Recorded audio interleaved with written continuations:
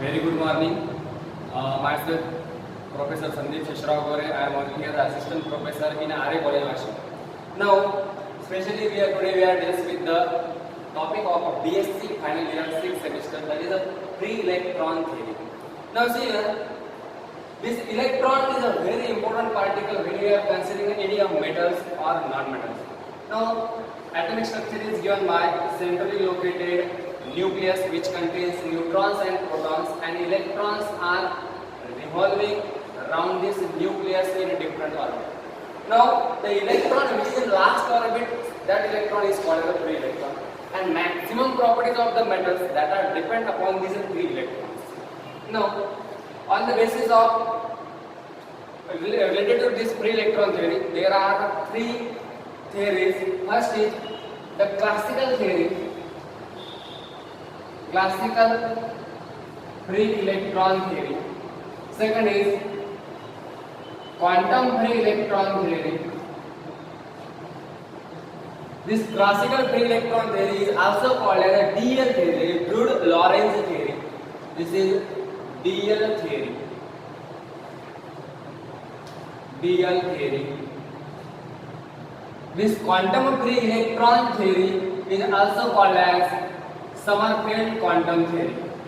This is nothing but the Sommerfeld quantum theory.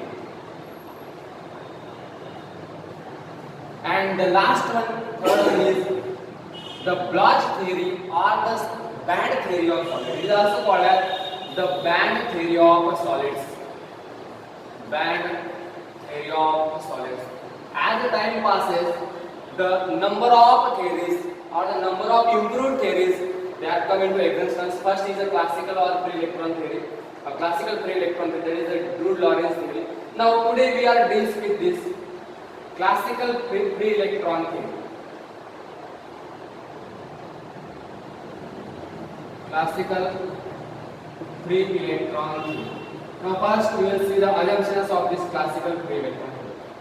The first assumption is the electron which is present inside the material or inside the metal, that electron behave like a gas inside the container.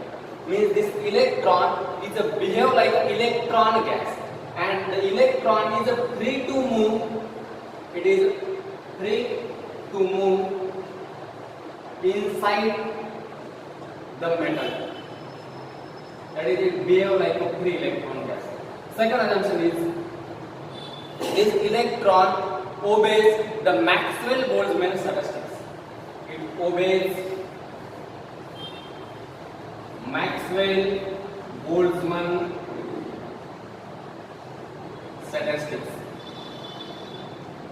Third, now the electron inside the material is continuously collide with the electron and a positive lattice ion. The interaction between the collision between electrons is negligible, and the collisions of electrons with the positive lattices, they are inelastic in nature. Means there is no loss of energy. Collisions are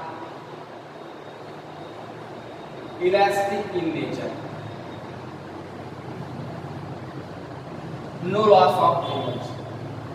Now these are the assumptions of free electron theory. Now first we will see the thermal velocity.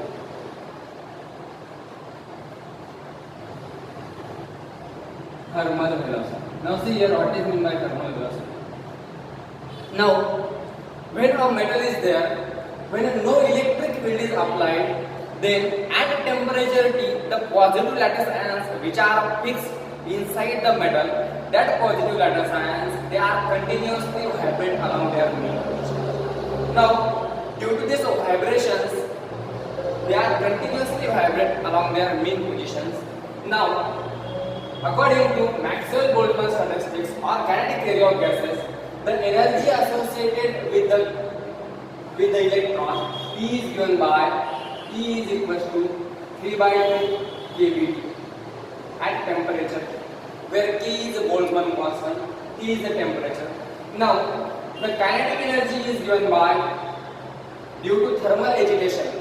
At temperature T, the positive lattice ions, they are continuously vibrate along their mean position, and electron electrons are getting some energy, that is kinetic energy is given by half mv square. Equating these two equations, we get half mv square is equals to 3 by 2 kBT.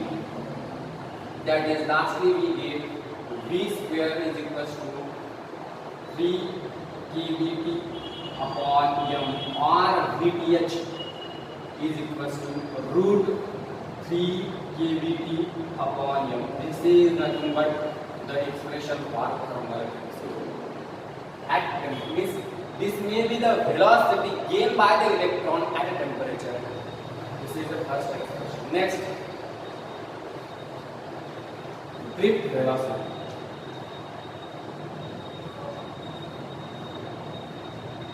Drift velocity denoted by v.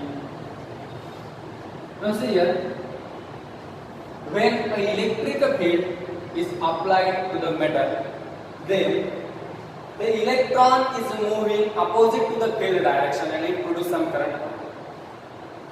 Now, the force due to electric field is given by E into E. If E is the electric field, then this is the force. And according to Newton's second law, the force is given by mass into acceleration. Equating these two equations, we get m into a equals to E into E. This gives a is equals to E upon m. That is, dv by dt is equals to E upon m. Equation number 1. This is nothing but the rate of change of velocity when electric field is applied to the metal. Now see here, as soon as the electric field is switched off, the electron will continuously lose its velocity by the collision with the positive electron. When electrons they are collide with the positive electrons, the velocity decreases. Now that decrease in velocity is given, it is decreasing exponentially, and that velocity is given by Vd equals to V0 e raised to power minus t upon tau, where t is the time. With respect to time, velocity is decreasing and tau is the mean relaxation time. Means as soon as electric field is switched off, the velocity of electron is continuously decreasing. Now, if we differentiate this equation, we get dv by dt is equals to minus v0 upon tau e raised to the power minus t upon tau, minus t upon tau. Or we can write dv by dt is equals to minus v upon tau, minus v upon tau. Equation number 2. Now see here, the change in velocity dv by dt is due to dv by dt due to electric field. This is the applied electric field, plus dv by dt due to electron lattice interaction. The change in velocity is due to electric field plus electron lattice interaction. Now, if we substitute this value, this is due to electric field and this is due to electron lattice interaction. If we just substitute these two values in this equation, we get dv by dt is equals to E upon m plus that is minus v upon tau. Now, if this v is a constant, this is a Vd actually. This is the Vd, drift velocity.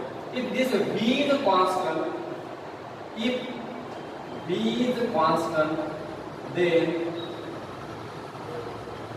we get 0 is equals to E upon m minus Vd upon tau.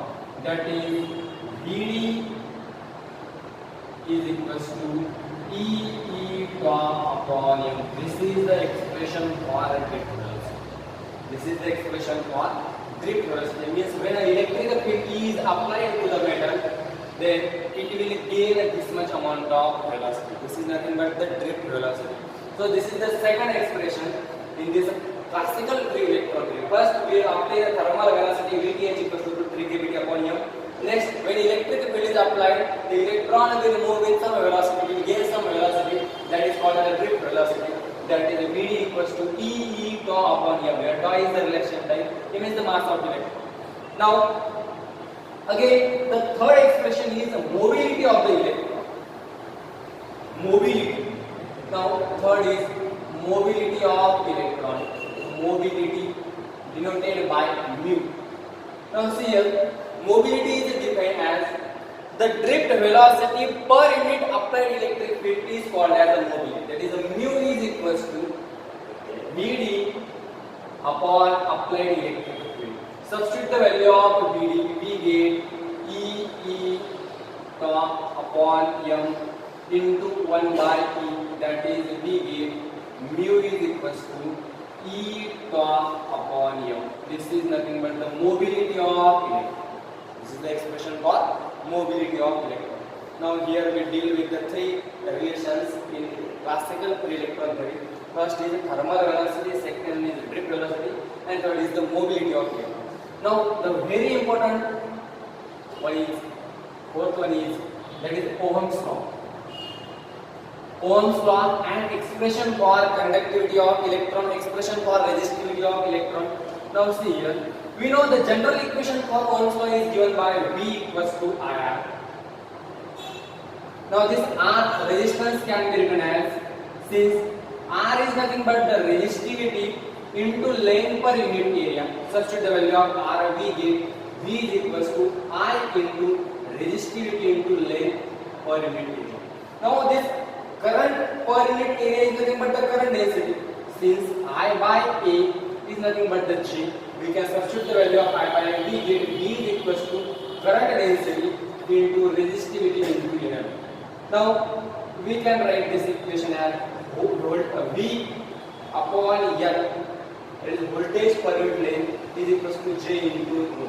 But voltage per unit length or distributed into parallel plate capacitors, V by L can be written as V by L is nothing but the electric field. Substitute the value of E, we get E is equals to J into rho.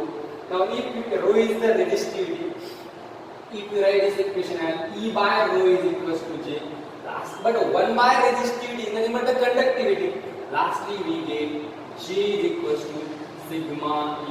This is the another form of Ohm's. Initially V equals to IR, we get current density is equals to sigma into electrical field. Now from drift velocity Vd, we already obtained the expression for drift velocity, that is Vd is equals to E tau upon m. From this equation we can write E is equals to m into Vd upon E tau. If we substitute the value of electric field in this equation, what we get here, J is equals to sigma into, substitute the value of E, m into Vd upon E tau. M into Vd upon E tau.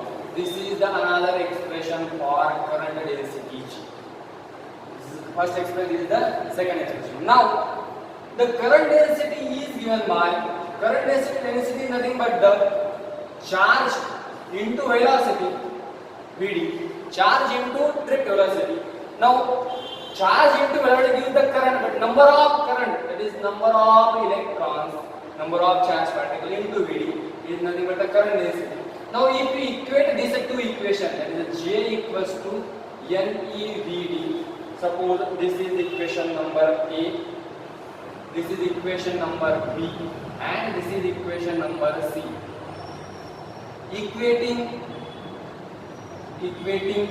B and C, we get sigma NeVd is equals to sigma into m into Vd upon E tau. Vd get cancelled. We get sigma is equals to Ne square tau upon m. This is the expression for conductivity. So from Ohm's law, according to classical free electron theory, we obtain the expression for conductivity of electron. Now, resistivity is nothing but the 1 by conductivity. So resistivity is given by m upon N E square dot. This is the expression for resistivity. This is the expression for conductivity. This is the expression for resistivity. Now we can write this expression in terms of mobility. That is eta upon m.